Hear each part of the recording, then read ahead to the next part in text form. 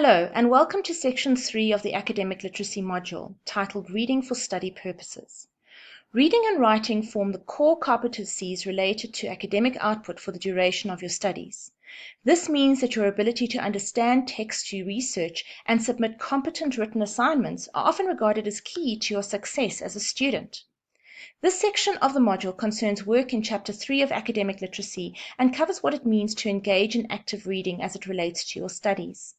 Active reading simply means reading to achieve greater depth of understanding, unlike passive reading, which means reading to gain basic information.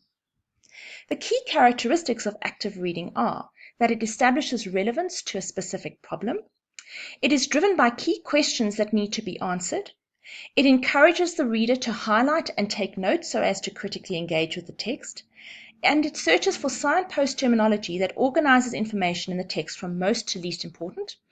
For example, the words most importantly being featured in an essay or an article, or indicates how claims are weighed against counterclaims. Words that you should look out for here include on the other hand, alternatively, or however. In this section of work, you will note the reference to active reading and critical analysis. These are essentially one and the same because they are modes of engaging in reading a text to achieve depth of understanding. Note, however, that you do not necessarily have to agree with what is being said in the text that you read. Not all text read will support your ideas about a topic. The aim of reading widely and critically is to understand all views in relation to a topic and to work at addressing points of view that don't agree with yours so that you acknowledge their relevance but can also argue against their validity. In addition to active reading, this section also looks at how to read and critically evaluate information contained in diagrams. When interpreting and expressing this information, however, you should not just aim to describe the information in the diagram, you should aim to interpret it, which requires a greater depth of understanding. Consider the following example as contained in your study guide. The diagram represents the distance traveled by 100 XYZ Holdings employees to commute to and from work per day in June of 2016. Let's look at the first description thereof. The diagram is about the distance traveled by 100 XYZ Holdings employees in commuting to and from work in 2016. 63% travel between 0 kilometers and 20 kilometers per day, 21% travel between 21 kilometers and 40 kilometers per day, 9% travel between 41 kilometers and 60 kilometers per day, and 7% travel further than 60 kilometers per day. Now let's consider this paragraph in relation to the same diagram.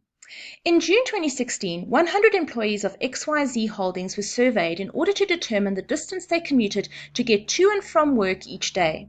Of the employees surveyed, 63 traveled under 200 kilometers to and from the business premises, with only 7 indicating that they traveled a distance greater than 60 kilometers to and from work. The remaining 30% of employees traveled distances ranging between 21 kilometers and 60 kilometers. Based on the survey results, it is evident that the majority of employees live in close proximity to this place of work. While example 1 contains a summary of the pie chart information, the style of expression is very mechanical. State the percentage, state the distance, end the sentence. The effect of this style of information communication is that it comes across as monotonous with no variation noted. It also represents knowledge, but no understanding of what that knowledge means. Example 2 presents a more thorough analysis of the pie chart data. The style of information communication is varied, with each sentence starting in a non-formulaic way when compared to the writing style of example 1.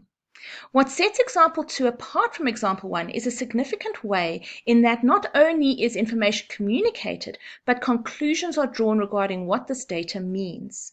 The conclusions are communicated in the final sentence. When considering how data should be summarized in written text, you should use the following guidelines. The first is to contextualize the information. State who, what, where, when, and how the research was conducted. State the most obvious similarities and differences first, and offer possible reasons as to why this is, if known. When comparing information between two diagrams or charts, observe where no change is noted, and offer possible reasons as to why this is, if known. Provide a conclusion that summarizes overall findings. The information in this section of work, and specifically in relation to reading diagrams, will help you in completing the first formative assessment.